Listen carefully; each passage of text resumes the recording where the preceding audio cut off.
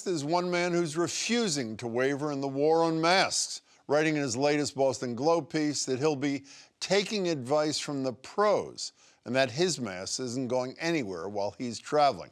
A fearless man, a leader of men and a few women, Globe travel writer Christopher Muther joins me now. Christopher, it's good to see you. Great to see you as well, Jim. Now, it's clear from your column that you're aware that the judge in that Florida case, Catherine Kimball Mizell, was deemed not qualified by the ABA when President Trump nominated her. Did that factor into your decision to reject her decision in this case? I mean, it didn't completely color my decision. One thing that did in terms of her ruling was that she was basing the efficacy of masks or the need for masks off of a 1944 ruling about health safety. And you probably know there's a very specific term, sanitation. And her ruling was, went along the lines that masks do not provide sanitation. They don't clean anything. Mm-hmm.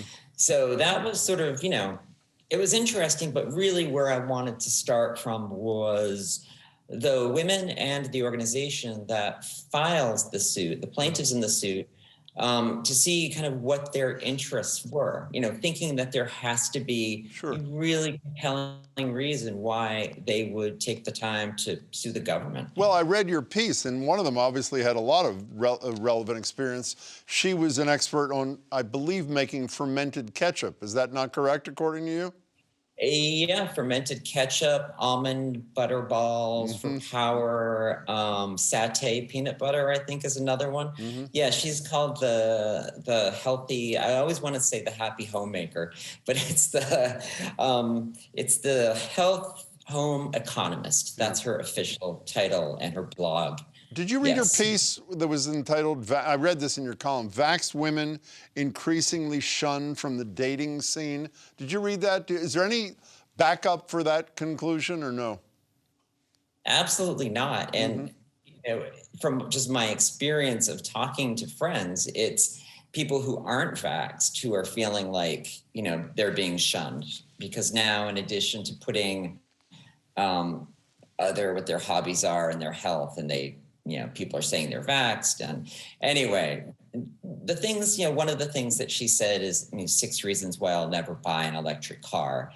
And price was not one of them. Yeah. So, she is stridently anti-vax. Mm-hmm. And that's kind of, what struck me is...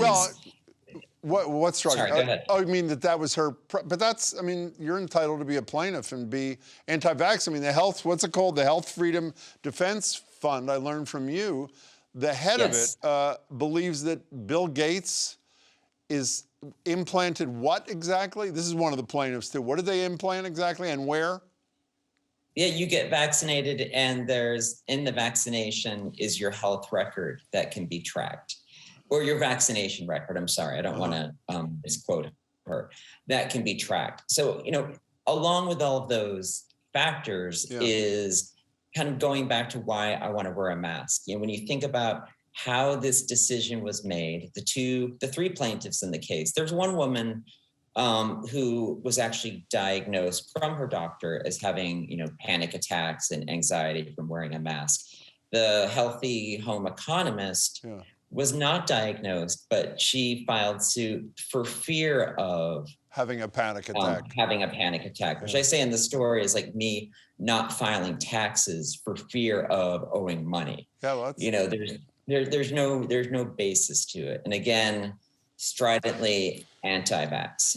Again, completely her allowed to have that opinion, but nothing to do with wearing masks. On a serious note here, and this has been fairly serious, the thing I don't get, I just showed to a couple experts in the field, unlike you, that 56 to 24, the American people overwhelmingly support the requirement of masks on public transit, yet the airlines rushed, forget the T, rushed to say you don't have to do it. And so not only in the face of the public supporting it, but the fact that it's going to make it much more likely that airlines are going to lose staff to COVID at a time when there have been so many complaints about service and fewer flights because they don't have that personnel. So I don't understand I'm serious, what the motivation of the airlines. Yeah. Do you? No, I understand. And, obviously for years, 2 years, this has been something that's been happening. And the airline and the travel industry really want to restore a sense of normalcy to the world. Mm-hmm. And part of that is getting rid of masks.